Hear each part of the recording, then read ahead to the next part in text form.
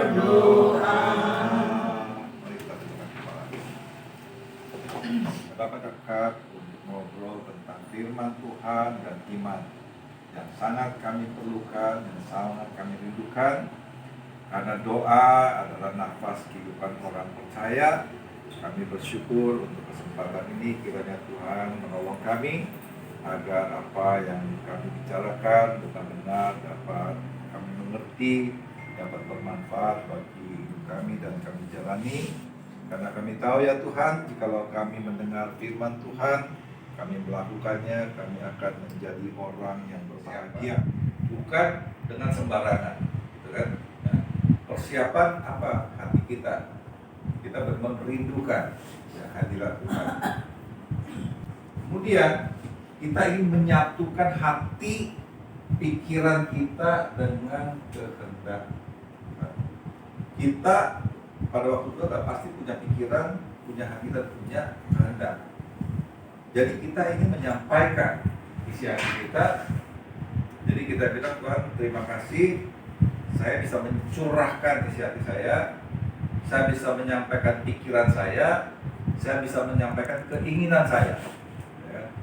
Tetapi kita juga pengen tahu apa yang menjadi kehendak Tuhan. Nah, tentunya bukan satu hal yang mudah untuk mengetahui kehendak Tuhan ya. Waktu Musa berbicara dengan Tuhan, itu berbicara benar-benar seperti face to face, berhadapan muka. Walaupun Tuhan tidak bisa dilihat wajahnya, tapi kehadirannya kelihatan, yaitu apa? Sinar ya. Jadi waktu Musa pertama kali bertemu Tuhan melalui api ya, dan dia lihat ada sesuatu yang berbakaran ya. Nah, diceritakan, saya juga mendengarkan kesaksian beberapa orang yang diberi kesempatan untuk naik ke surga dan menceritakan. Jadi orang-orang yang sudah diberi kesempatan itu pada umumnya nggak mau balik, gitu ya. Seperti Petrus, Yohanes, Yakub pada waktu ada di hadirat Tuhan, aduh pengen bikin apa kayak rumah gitu ya, emang di sini supaya nggak kemana-mana. Ya, nah ini kerinduan kita ya. Jadi kita menikmati persekutuan dengan Tuhan. Itu suatu perasaan yang kita nggak tahu, dan pada saat kita merasakan persekutuan itu, hati kita itu benar-benar terasa beda, menunjukkan akibatnya ya. Contoh air aja ya, kita minum air nih, kalau kita ngomel-ngomel ya, itu gelombangnya itu berubah ya, itu ilmiah ya, artinya yang positif sama yang negatif mengeluarkan energi. Jadi kita minum, kita makan, sampaikan kepada Tuhan dengan ucapan syukur ya. Jadi ini semua dasarnya. Cuman kan kadang-kadang kita pengen berdoa tuh agak panjang gitu ya. Kalau panjang itu kok bisa jadi kayak ngantur gitu. Nampak itu masalahnya ya. Jadi kita bisa berdoa panjang tanpa ngantuk apabila kita tidak berdoa hanya untuk diri sendiri ya. Kita doakan si A, si B, si C, tapi benar-benar dengan hati ya. Saya berdoakan si A, si B. Kalau saya baca misalkan Coyonggi ya, itu bisa berdoa 4 jam.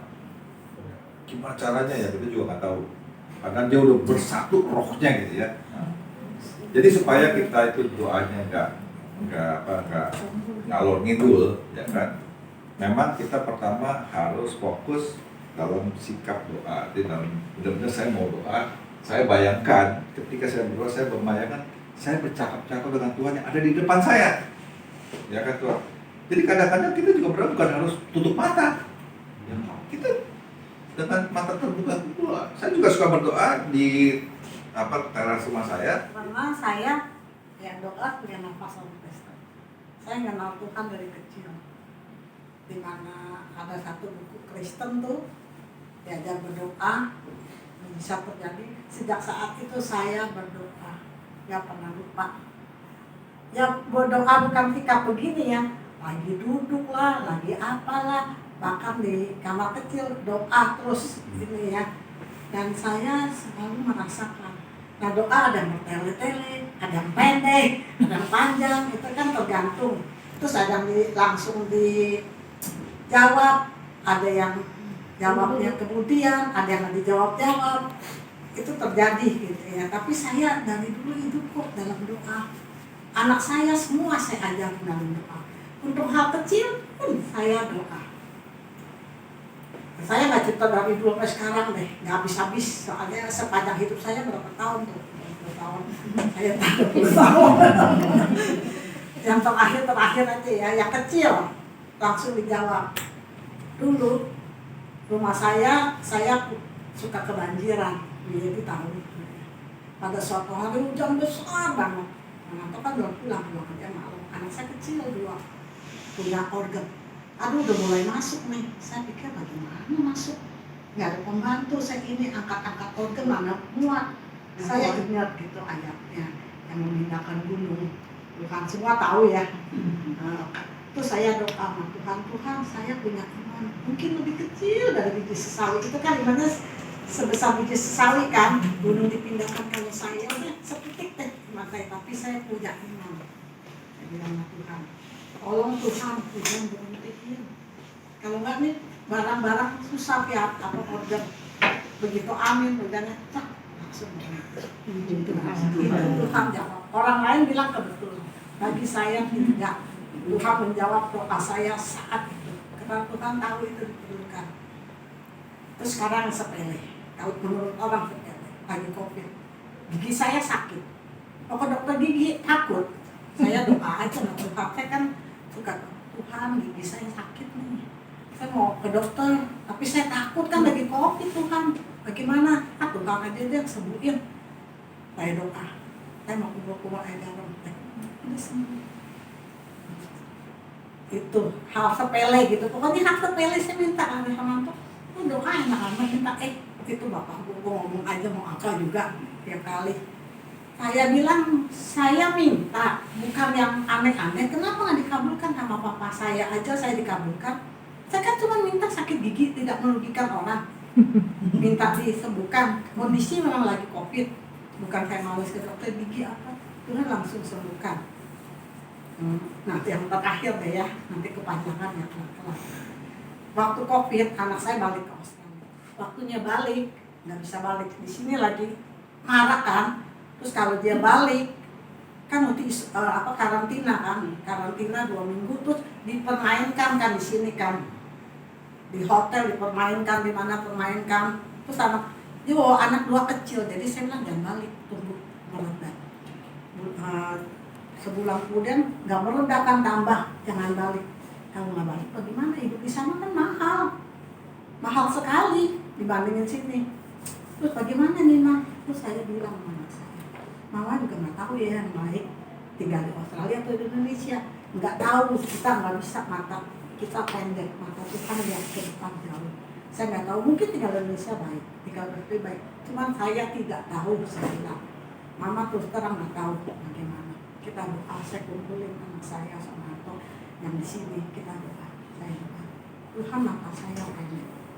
Mata Tuhan jauh lihat ke depan.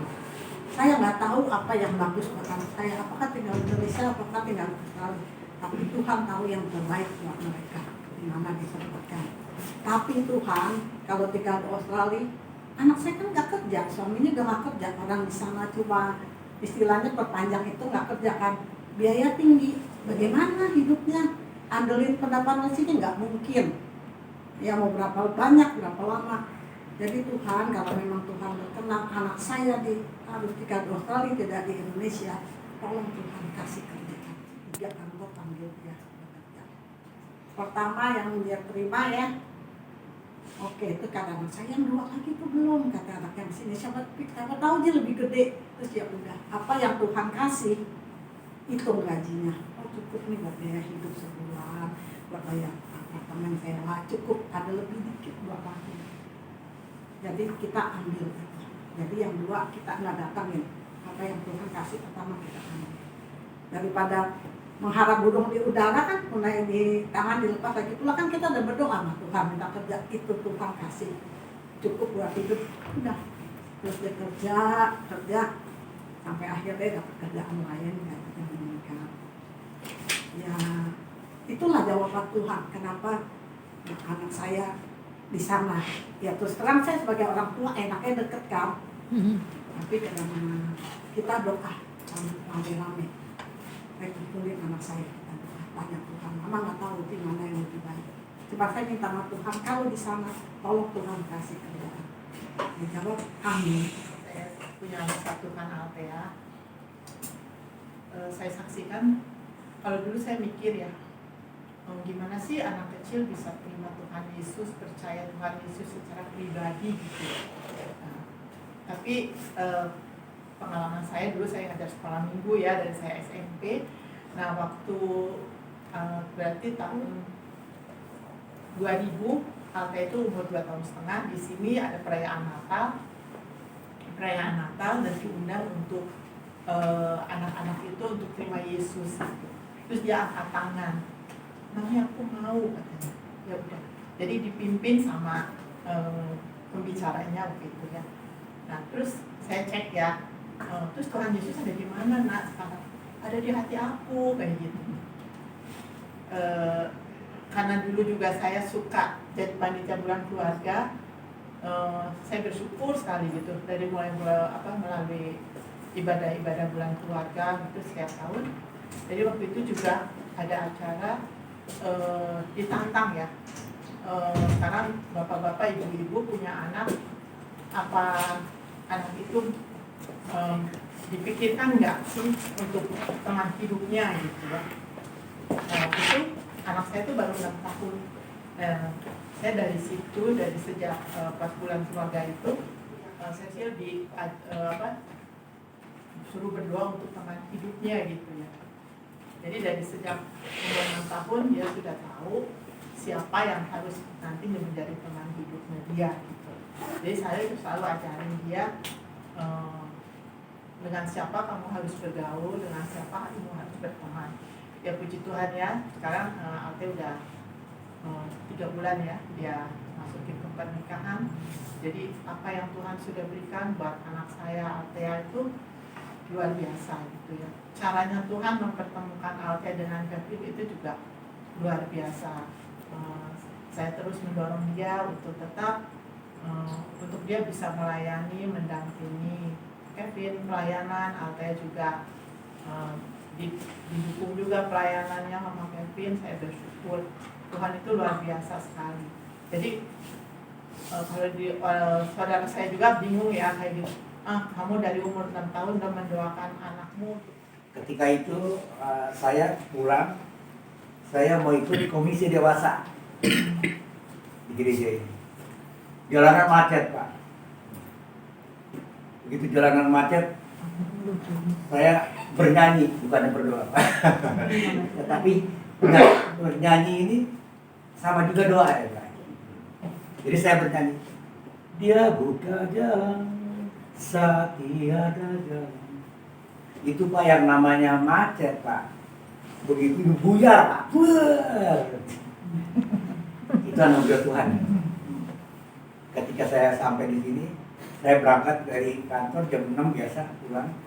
Sampai sini jam 7, saya nggak telat Pak itu jadi masa. Nah, dengan saya sampai di sini langsung waktu itu pendeta hari kalau nggak salah saya disalami langsung. Wah cepet Pak katanya. Iya saya berusaha nih. Karena pertolongan Tuhan saya nyampe di tempat ini. Nah yang berarti bahwa dengan bernyanyi juga pun merupakan doa ya Pak ya. Nah itulah kesaksian saya. Ya, menaikkan ucapan syukur adalah doa. Justru ini juga menyenangkan Tuhan. Kita bersyukur kan. Coba bayangkan ada orang yang kita tolong, ya, nggak pernah berterima kasih, gitu kan? Bukan cuma nggak berterima kasih, apa ya? Nggak peduli gitu kan? Kita mungkin nggak apa, Tuhan juga nggak apa-apa gitu kan? Tetapi begitu bilang, Tuhan terima kasih ya. Udah kapan nih saya nolong? Mungkin juga nggak ingat gitu kan? Ya.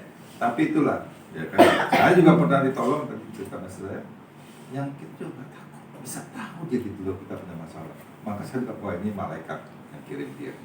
Ya bener loh, saya juga kaget. Datang cuma bawain cek, ya kan? Kamu mungkin lagi butuh ya, kasih. Dia bilang ya kalau bisa bayar, nggak bisa bayar nggak apa-apa. Ya, waduh saya kaget. Bahkan saya pernah tolong bukan orang Kristen, ya, jumlahnya besar. Ya kan, kira-kira $800.000 lah gitu ya. Dia bilang deh kamu bisa bayar, beresin aja dulu. Ya kan? Tahu nggak coba? Saya baru bisa lunasi mungkin lebih dari 10 tahun kemudian. Saya datang, Pak, saya mau. Wah, saya kasih utang ya? Enggak, dia bilang ini bagian saya kasih. Dia pun enggak ingat. Saya juga kaget tuh. Saya baru kenal 3 bulan loh. Ya kan? Nah, waktu saya mau menghadap dia, ada teman saya bilang, "Cok, kapan mau menghadap?" Jam berapa? Dia doa buat saya. Ya. Jadi teman saya itu berdoa ketika saya bertemu mau menyampaikan saya minta bantuan. Ya kan? Karena begitu. Ya kan? Waktu itu saya minta 500 juta. Itu tahun 90 berarti kurs $200.000 ya. Kira-kira. Tapi puji Tuhan, akhirnya saya nggak butuh segitu. Saya cuma gitu, Pak, udah nggak usah pikirin, beresin aja dia bilang gitu kan. Saya baru kenal 3 bulan, saya juga nggak kepikir. Dan saya yang kenal saya nggak berani ngomong, gitu ya. Ini baru kenal, ya kan, bener-bener. Setelah saya jual rumah saya datang saja, terima kasih loh, cara kecil sekali sisanya. Tapi ya, itu adalah sebuah pengalaman yang besar-besar ya, yang kecil-kecil banyak. Maka saya bilang kalau diceritakan ya berhari-hari nih temuan ini. Terima kasih untuk kesaksian-kesaksian yang disampaikan, karena kami tahu ya Tuhan, bukan kebetulan ini semua terjadi. Kami mungkin tidak pernah membayangkan, kami mungkin tidak pernah memikirkan, tetapi suatu kenyataan Tuhan telah mengubah air menjadi anggur. Mengucap syukur karena kehadiran kami tempat ini menunjukkan kami ada di dalam keadaan yang sehat jasmani, sehat pikiran kami, jiwa kami, dan kiranya semuanya boleh tumbuh dan terbangun. Engkau sudah memberkati gereja kami dengan gedung gereja yang bagus, yang indah,